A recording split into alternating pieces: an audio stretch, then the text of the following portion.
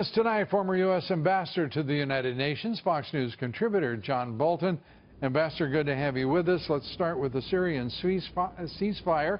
It's holding. One day it's been, but I'll tell you, talk about almost immediate progress. Putin and Trump have achieved it. Well, we'll see how long it lasts. I only said that so you could say that. These ceasefires have not had a long-term impact, but I think really there's a bigger issue here, and it's because of the Obama strategy for going after ISIS that in part this gives Trump a dilemma, because as Iraq expands its control over Mosul most recently, the Iranians are actually now building a physical bridge across the territory of the Baghdad government, linking up with the Assad regime in Syria, the Hezbollah terrorists who are in there. And it's because the Obama administration didn't have a strategy for what happens after ISIS is defeated. So the Iranians had a strategy, the Syrians had a strategy, the Russians have a strategy. We're now confronting the fact their strategy is coming into place as ISIS is eliminated. Yeah, but it seems to me the Trump strategy, you're leaving it somewhat ambiguous, which has been very clear, and that is to destroy the Islamic State, and the Trump administration has taken concrete, specific steps to do precisely that, and we're seeing a payoff, and including even participation in the retaking of Mosul.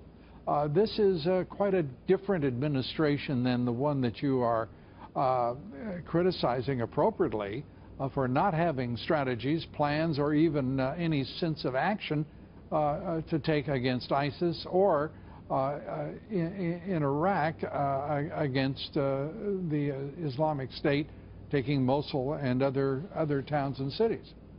Well, of course, what we're both talking about here is the destruction of the ISIS caliphate in Syria and Iraq. ISIS itself, unfortunately, has exfiltrated a lot of its leaders already to Libya or Yemen or other places. But there, you know, we have supported the Kurds. That it has been the right thing to do. But we've also supported the Baghdad government. And every victory that they achieve, in effect, is extending the sway of Iran. That was fine under Barack Obama. And I just think that so how should we respond then? How should the Trump administration respond? Because, as you say, he has his policies, and his strategy is to move forward to support the Iraqi government against the Islamic State, even though it is much of it has been co-opted by the Iranians. And in the case of Mosul, it's an outright victory for Iran, for the United States, and for Iraq. Well, I think in the days after the caliphate is destroyed, and I think that's coming in the relatively near future, weeks, months, it's not... I think we couldn't have even begun to say such a thing under the Obama administration, John. I know you don't want to credit the man, but President Trump has made a huge difference in his leadership in the Middle East. Yeah, now look, I think he's made it clear he wanted to destroy ISIS as soon as possible, as opposed to the Obama approach of degrade and ultimately destroy. And that is a difference. He did not have a policy of degrade. He didn't have a policy of destroy. He didn't have a policy of any kind. They were working their way up to it. It was passivity in motion. But that's about the best I could say for it. The vacuum in Obama's strategy was, when that happy day comes that the caliphate is physically eliminated, what do you put in its place? What the heck are you going to do, John? I despair for you. What are you going to do when the President of the United States says the Islamic State has effectively been neutralized? Give the man his due. No, I think that's so great. Unlike you. No, I think it's great, and the sooner the better, because we want to prevent them from launching more terrorist attacks against us. However, once how the devil do you come up with however after making that statement? Well, but go ahead.